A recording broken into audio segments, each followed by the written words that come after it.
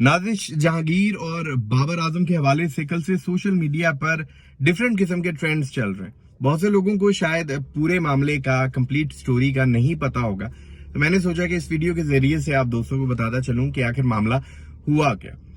नाजिश जहांगीर जो Pakistani model and actress हैं, उनसे उनके इंस्टाग्राम पर किसी फैन ने ये सवाल पूछा कि अगर उन्हें बाबर आजम का प्रपोजल आता है शादी के हवाले से तो वो क्या जवाब होगा उनका, जिस पर नाजिश जहांगीर ने कहा कि माजरत ही करूंगी।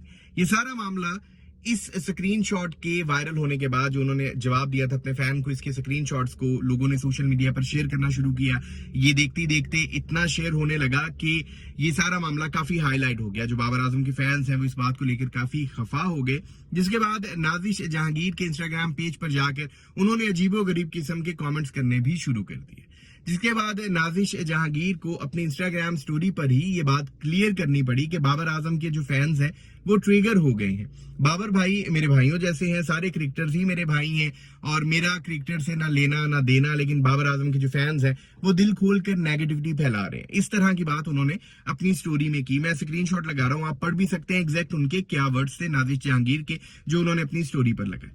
अब इस सारे मामले को अगर ईगल आई से देखा जाए तो एक फैन का किसी से सवाल पूछना और उसके बाद किसी का इस तरह का जवाब देना ये गलत नहीं था, लेकिन जिस तरह से वो मामला शेयर हो रहा था कि बाबर आजम के प्रपोजल के हवाले से अगर नाजिश जहांगीर को प्रपोजल जाता है तो उन्होंने आगे से कहा कि माजरत ही करूंगी, इस तरह की खबरें डिफरेंट चैनल्स ने भी अपने सोशल मीडिया पेजेस पर भी शेयर करना शुरू कर दी। तो वो एक बड़ा अजीब सा माहौल बन गया। बाबर आजम के फैंस को लगा कि भाई हमारे बाबर इतने गए गुजरे हैं कि उन्हें कोई भी ना कर देगा, इनकार कर देगा। अगर आप इसको न्यूट्रल होकर देखें तो हाँ, कोई भी किसी को भी इनकार कर सकता है।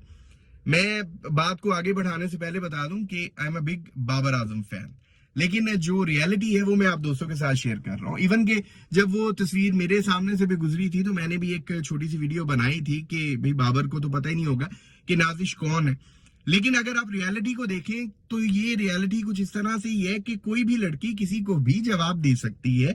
और अगर उनसे ये सवाल पूछा जाता है कि भाई अगर बाबर आजम का प्रपोजल आता है तो आपका क्या रिप्लाई होगा, तो वो कह सकती हैं कि मैं माजरत करूंगी। ये उनकी अपनी चॉइस है। लेकिन जो बात उन्होंने बाद में की कि बाबर आजम मेरे भाइयों की तरह है, सारे क्रिकेटर्स मेरे भाइयों की तरह है, ये भी बात उनकी ठीक थी। अगर वो माजरत वाली बात में ये बात कर देती तो शायद इतना इशू क्रिएट ही ना होता, लेकिन खैर अब तो हो गया।